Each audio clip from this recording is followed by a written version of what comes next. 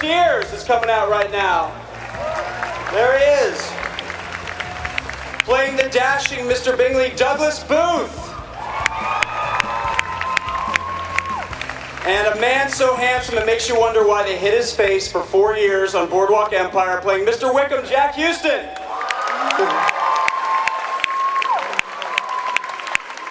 She's the equal measures beautiful and deadly eldest Bennet sister Jane, Bella Heathcote.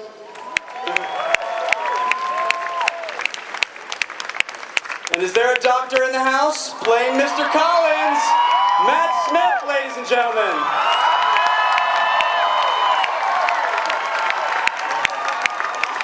He's the man Elizabeth loves to hate and hates to love. Here's your Mr. Darcy, Sam Riley.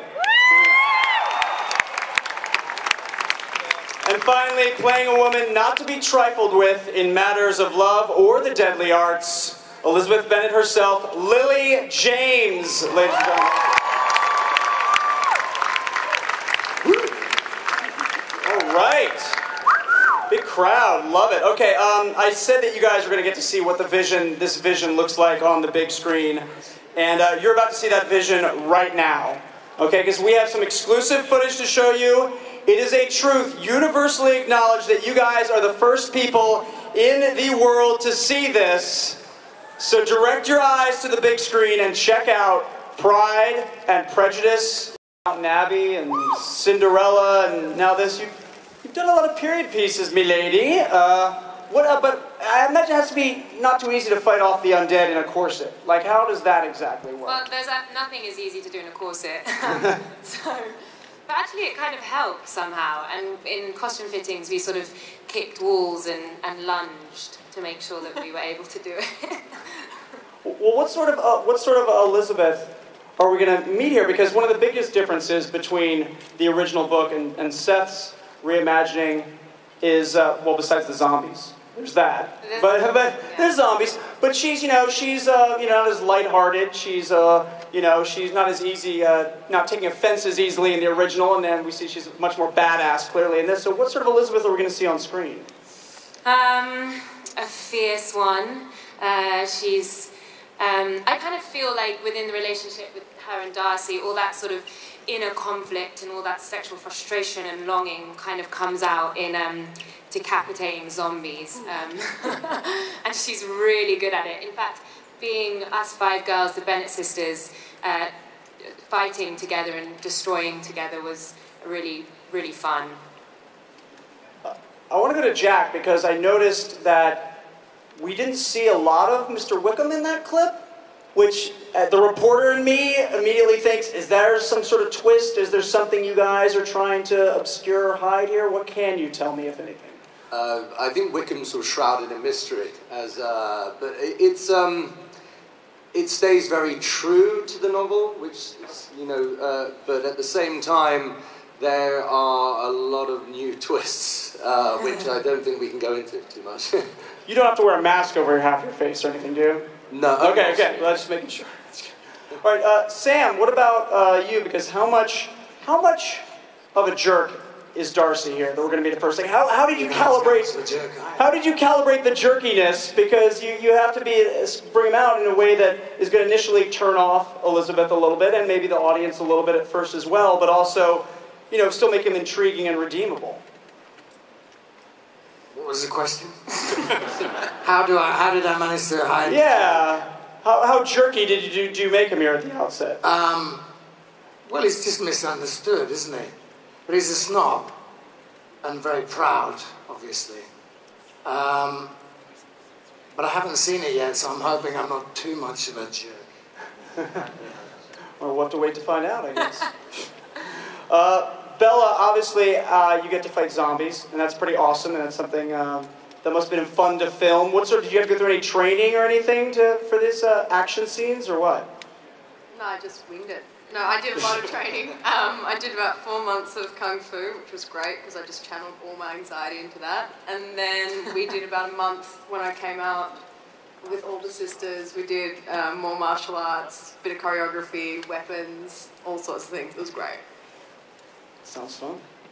Douglas, you guys are in this bizarre situation of playing these like well-known characters, but they're well-known characters from classical literature, but you're playing versions of already previously adapted characters.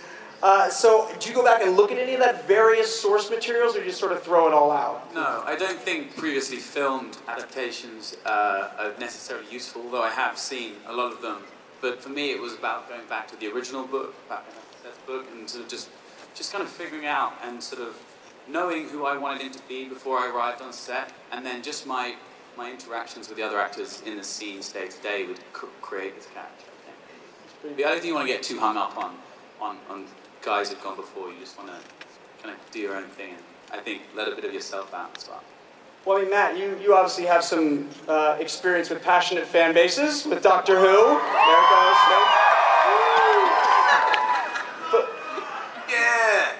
But, I mean, Jane Austen fans are pretty passionate too, in their own right. Not as passionate as Doctor Who fans. Did you have friends and family, like when you got this role, that were all excited you were in Pride and Prejudice, and you had to explain that this version was just like a wee bit different from what they might be thinking? Well, the clue is in the title, Whole Fruit, Pride, Prejudice and Zombies.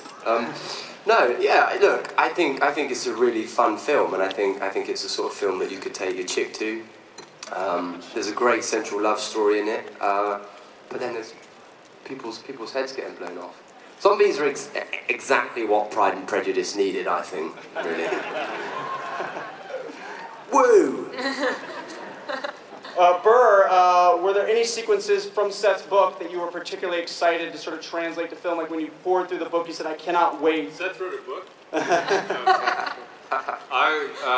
The first battle scene with the sisters in the ballroom, getting to stage that, and getting to reveal who they were through the way that they thought, that was fun. That was great.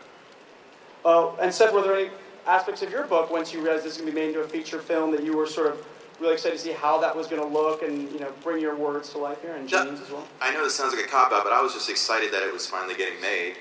We had some false starts along the way, but you know, I have to say, overall, having just seen a rough cut of the film recently, I think the thing that I'm the most excited about is that Burr clearly understands the tone of this absolutely stupid, ridiculous idea, and that the only way to really go at it is to do it without ever winking once at the audience. We were talking backstage a little bit, and every one of these actors, to a person, is brilliant in this, and every one of them is acting as earnestly as if they were in, you know, just a Pride and Prejudice movie. And I think that's why it works, is because the movie isn't, you know, going for the joke. It isn't winking at you. It's playing the most straight Pride and Prejudice, beautifully shot, elegantly costumed, wonderfully made and acted, and then zombies show up and you're like, what the fuck is going on? So the threat feels real. The threat is not played for laughs. It's played for real. And you're invested in the characters, and that's because of our great cast. All right, I want to know from all of you, we'll start down, we'll go down the line, what would be your personal favorite weapon for fighting the sorry stricken? It can be something you use in the film, or just anything you would like to use to fight off a horde of the undead. Lily, we'll start with you. Oh, well, the fun thing was that we had like daggers hidden absolutely everywhere. I think I had them in my pants, and so I'd pick a dagger. Okay. Good shout. I had a samurai sword, but I'd probably rather have a machine gun. Yeah. But they didn't exist. And muskets are pretty useless, because once you've fired that, then you have to ask the zombies to wait a second while you fix it up. Yeah. But the samurai sword's pretty cool. That was a childhood fantasy fulfilled. Well, I never got to do any fighting, really. I just ate things. So I'd bake a series of poisonous zombie muffins and lure them into my bakery and pretend that I'm going to give them treats. But actually, I'm going to poison them. Bella, what about you? a massive bomb. I mean, whatever the most destructive thing is, I want to eliminate them all as far away from me as possible. So I'd say a bomb would be my weapon of choice for zombies. I have to outdo that now. A nuclear bomb. Take everyone out. You want to survive it, though. I'm in the air or on a boat with Matt. Yeah. Oh, yeah. We decided a great idea, on actually, a ship Jack. in the ocean.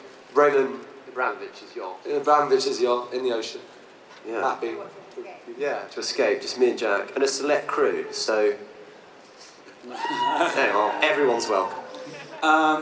When in our movie, when zombies, when they first bite a human, you can't quite. If they cover it up, you can't quite tell. So they can live in society for a little bit. So is it kind of in our movie? There's a bit of a sense of paranoia, which you saw in the clip at the beginning when Duz comes into the house. So they can kind of come from anywhere. So maybe something that like Assassin's Creed has, you know, that thing he shoots from here. So someone's just coming at me, I can kind of just get them from, you know, wherever. So maybe that.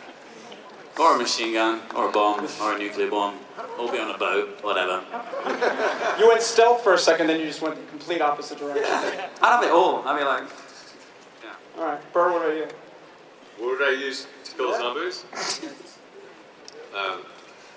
Instead of nuclear bomb, yeah, them. I would use them to kill zombies. On the record, I don't think the nuclear bomb option is a good one. I don't think that's gonna. Blackwater? I don't know. Yeah. Not in the late 17th century. Yeah. Right. Yeah. Yeah. You guys are all forgetting, though, that the most dangerous weapon is the heart of a warrior. Fucking A. Particularly the female warriors in this film who were trained at Shaolin and not Kyoto, which is bullshit. Yeah. Right. Yeah, the Bennett sisters are the deadliest of weapons. Sisterhood. Power. All right, let me ask you guys this. Who among you up here would be the first to go in a real zombie apocalypse? Who's getting eaten first? Do you think you are? We'd be neck and neck. All right, what about among the cast? Who's getting eaten first? Doug? We can't lose Doug. Bingley, I mean. Oh, really? Yeah, maybe. Someone's gonna go. I should probably go, really. I mean, I'm the most useful. I'd save you, man. I'd save you. Collins. Collins. Yeah, all right, Collins. Me. Choose someone that's not here. I'm taking the hit. Take one for the team? Yeah. Yep. All right, fair enough. All right, look, I know you guys want to ask these guys a lot of questions, and so let's get to that. We have a line right there. Look at the spotlight, isn't that handy? Whoa. Do you have questions for the cast and the director and writer of Pride and Prejudice and Zombies? Now is the time, and we'll start right there with Wonder Woman. How's it going? Hey, Wonder Woman. Yeah. Hi everybody.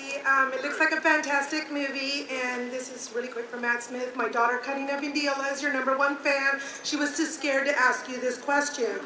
Do you in real life see yourself like in similarities to the character you play in this movie? Do I? Yes, you. Oh, very good question. Well, I hope not. Because he keeps getting rejected. I've always had terribly good success with the ladies.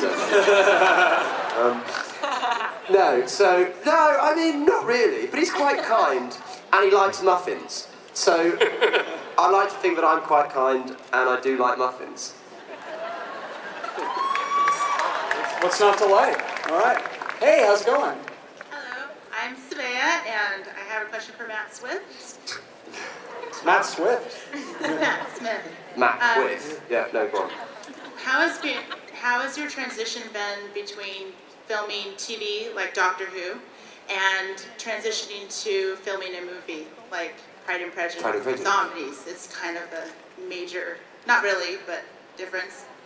Well, you know what? There's just a camera there, and lots of nice actors, and I've been very fortunate to work with glorious people like this gang up here. So it's been rather nice. But I miss making Doctor Who because it's fun. Thanks a lot. Hey, man, what's going on? Hey, how's it going? I have a question for everyone. How does your character in the movie differ from the original one in the book? Which book? Oh, the original. The original Pride and Prejudice? Yeah. Okay. So, my bad, sorry about that. It's okay. Lily, we'll want to start with you. Fiercer, I mean, Liz Bennet is already an incredibly independent, free-thinking, strong young woman, but I think it's enhanced even more in this. She's really strong and really badass. Yeah! Take that. Keep going down the line. Anyone else? Well, what was so great about the script and about Seth's book is that they're not really changing the characters all that markedly, really. You know, it's still Mr. Darcy with his prejudices, his snobbery, but with a samurai sword and martial arts techniques. But essentially, it's Pride and Prejudice, but with a zombie plague apocalypse in the background. But people are still trying to keep up appearances, you know. The snobbery that's still innate in English society is still there, but just more gore. When I wrote the book, what I was trying to do is pretty simple, is you're not going to improve Jane Austen, especially not me. So my intent was take all of her characters, take all of her themes, and just turn them up to 11. And so the intention was, you know, Lizzie is strong in the book, and now she's like Lily said, she's a badass. It's for everyone. I think it's taking those character traits that are in the original novel and just playing them to a slightly ridiculous level at some points. All right. Thank you very much. Appreciate it. Let's get some more questions. Thank you. Thanks. Oh, any other questions, guys? The question line is right over there to the right. While we're waiting for the people to line up, Matt, why don't you continue on just with your character, how you decide to sort of adapt Mr. Collins here from the book. Did you take any other inspirations? Oh, yeah. Well, actually, the first meeting that I had with Burr, I was like, I think it'd be cool to do it if he was in love with Darcy, not anyone else. So, you know, see if you can see a little flavour of that in there. And I had a little. Bella, what about you and playing Jane? Anything else? I think she's, you know, she still wants to see the best in people, and I think she still kind of has a quiet wisdom to her, and I think she still wants to be in love, or wants to find love, but I just feel like the sense of responsibility she has towards her family, towards her sisters, is heightened because it's, you know, life or death. And Jack, we talked a little bit about Mr. Wickham. Maybe some changes here. We don't know. What can you say? It's quite hard with my character because maybe mine sort of the most, I mean, maybe more change than others. But it's essentially, like Sam was saying, the characters are all based on the book and haven't actually, who they are actually hasn't changed. So you're following that very closely, in a sense. It's sort of the Wickham you know, with my spin on it. But yeah. It's nice. Douglas? Yeah, again, pretty much the same thing. I mean, what I loved about the script, that it was all the beats from Pride and Prejudice, all those characters stood up. They were the same. You really were invested in them. But it was just set amongst the most insane backdrop of zombie apocalypse. And how would Mrs. Bennet try and marry off all her daughters while this was going on? How would Darcy try and live the way he lived? How would that happen?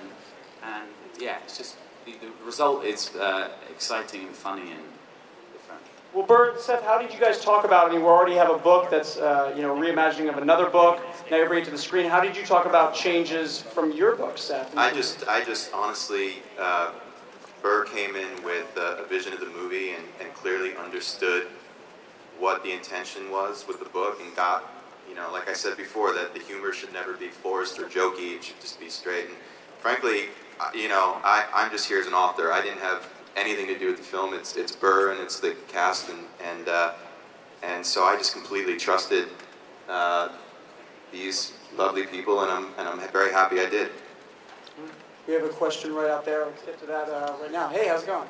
Good, except that you actually just stole my question. Was working with two source materials, how do you do that? So we'll go with memorable moments while filming for the entire cast. Okay. Why don't we go the opposite? I'll start with you, Douglas. Oh, I think I was very fortunate. I've worked with Matt before, and I've known Lily for a while. So for me, it was just the whole experience. We had so much fun. I don't know if you can tell in that clip, but we just were having the best times of our lives. So yeah, I think Lily has quite a good one. Quite a good story about, which is so good that it'll be anything I have to say, but it's with a sort of an extra zombie extra lying on the floor. You what? The zombie when you stamped. I did stamp on an extra's head. I thought it was a dummy, but it was a real life person. And I stamped really hard, and it was a rehearsal. It wasn't even a real take. But he was fine. Stayed in character. He stayed in character. He didn't move. He was out acting me, so I thought. He asked for your number too. But he was fine, and it was a hazard because everywhere you look there were these zombies dripping in blood, and fake ones, real ones, and I got off this horse really gallantly and trod on a poor man's head. I think they gave him a little extra money. He did. Let's go in method. Okay, very good. Hey, how's your question? Hi, I was wondering, we're thinking about zombies, but we also have a period piece. So for the actors, how did you prepare your characters to bring those together?